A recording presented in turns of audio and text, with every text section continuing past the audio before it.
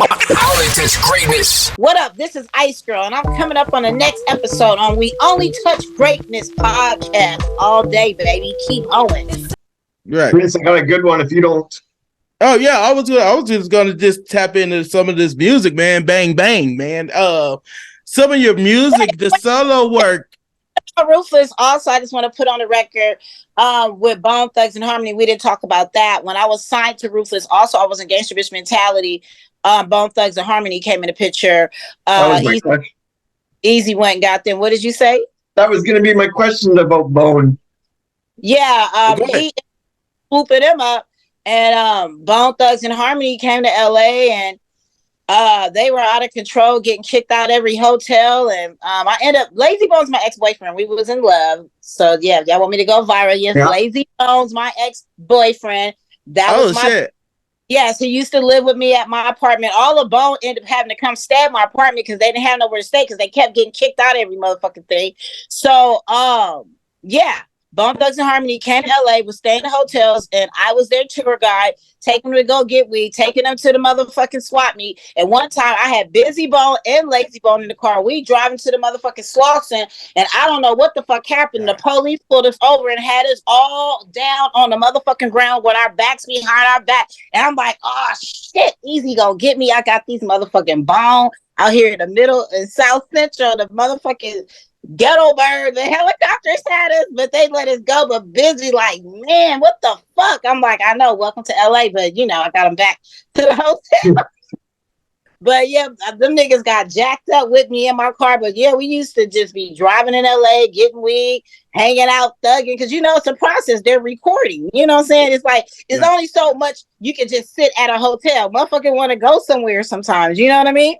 Yeah, the question I was gonna say was that if you could tell us a good Bone Thug story. I mean, that's a pretty good story. But is there anything else? Because we've had Berna and fucking Crazy Bone, Busy Bone as well, all on the podcast as well. Yeah, so, which I ain't never got to be in that one with Busy because he's one of my favorites. Busy Bone is so lyrical. So Busy Bone, Crazy Bone, Lazy Bone, Flesh Bone, Flesh Bone, Wishbone.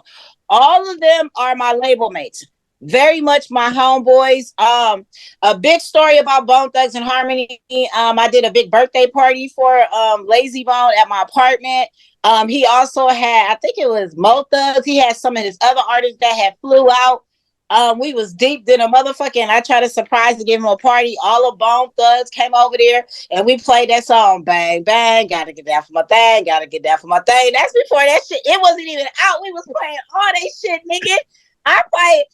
It's the Thuggish Raggers. We was playing all that shit because we had it because they was in the studio. So we bumping all that shit. It was Lazy Bone birthday. So I'm like, surprise, baby. We was in there, all of Bone Thugs pulled up because, you know, I was his boo. So, of course, Lazy was like one of the ringleaders of the Bone.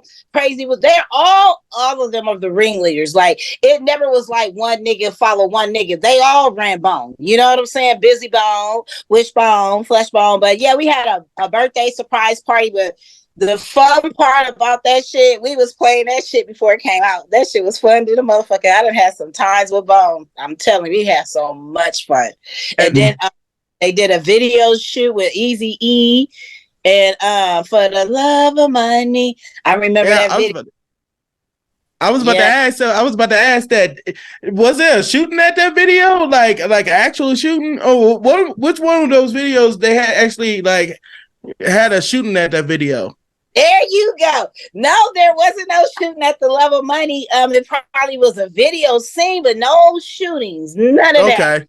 Okay, get out now. Because I was just thinking because I always heard about that shit, and I was just like, I'm glad that we cleared that up too, because I was like, man, I can't see it on the Love of Money. No, that was in Cleveland. Niggas was hating on them niggas when they went back to Cleveland to do their shit. Oh, okay. But just being a part of Love of Money video, like, and that's one of my favorites.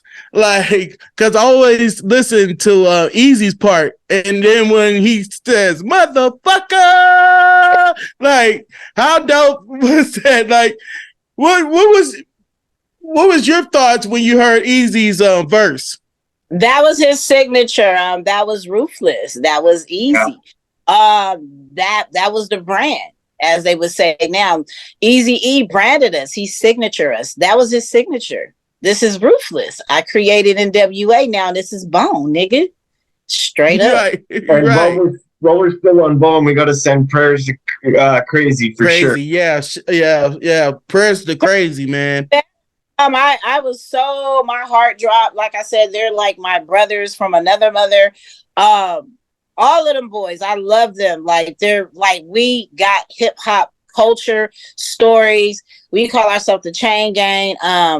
Like Bone Thugs, that's like my family. You know what I'm saying? To this day, I think I sent y'all a picture. I took a picture with all the boys. I think it was at the crew, but I had just missed Busy Bone. But you see all the boys pulled up. We took a picture because we got so much memories. We were so young and having fun and just waiting to go to the studio every day. That's all we were doing. We were getting paid to go to the studio every day.